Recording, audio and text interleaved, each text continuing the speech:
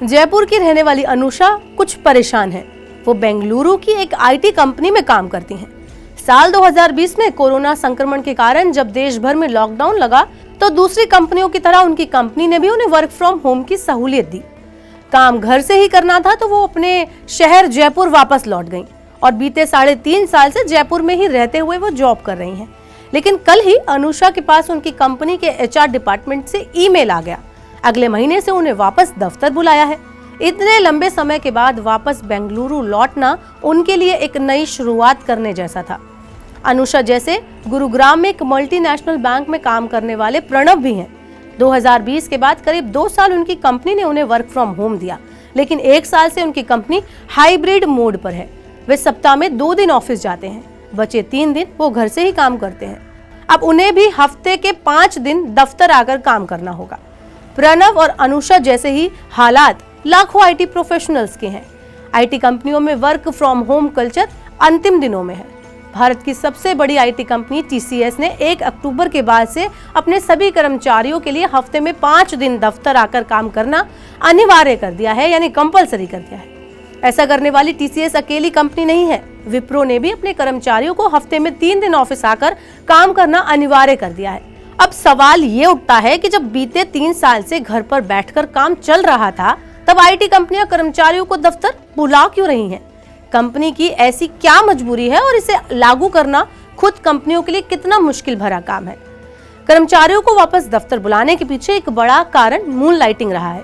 Moon lighting शब्द 2021 और 22 में काफी चर्चा में आया था, जब एक कर्मचारी एक कंपनी में काम करते हुए किसी अन्य कंपनी में भी सेवाएं दे या काम करे तो उसे मून लाइटिंग कहते हैं। कर्मचारियों के घर पर रहते हुए उन पर पूरी निगरानी रख पाना कंपनियों के लिए काफी मुश्किल भरा काम था। कर्मचारियों को ऑफिस बुलाने के पीछे एक बड़ा कारण क्लाइंट की ओर से बढ़ रहा दबाव भी था। देश की बड़ी सॉफ्टवेयर कंपनियों के प्रमुख क्लाइंट में बीमा, बैंकिंग और वित्तीय सेवाएं देने वाली मल्टीनेशनल कंपनियां भी शामिल हैं, जिनकी सबसे बड़ी चिंता डेटा सिक्योरिटी को लेकर भी होती है। इस वजह से भी कंपनियों के लिए कर्मचारियों को वापस बुलाना जरूरी हो गया।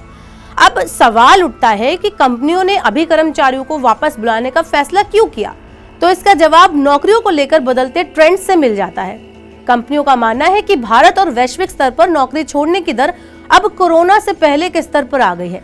इसके अलावा 2020 के पूरे साल और 2023 की पहली 6 माही में कंपनियों ने बड़े पैमाने पर छंटनी की है। इस प्रकार एचआर डिपार्टमेंट इस फैसले को लागू करने का सबसे मुसीद समय मान रहे हैं।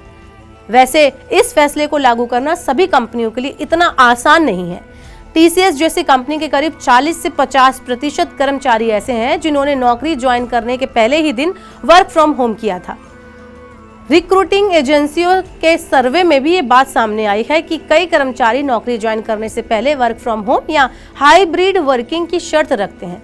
हालांकि ऐसे ट्रेंड में भी बदलाव देखा जा रहा है। अब इसका एक और असर रेंटल हाउसिंग क्षेत्र में भी देखने को मिल रहा है। बेंगलुरु, पुणे, गुरुग्राम, नोएडा, हैदराबाद जैसी आईटी हब में बीते 3 साल से सुस्त पड़ा हाउसिंग रेंटल कारोबार भी अब उड़ान भर रहा है। यहाँ किरायों में 15 से 25% की तेजी भी देखने को मिल रही है।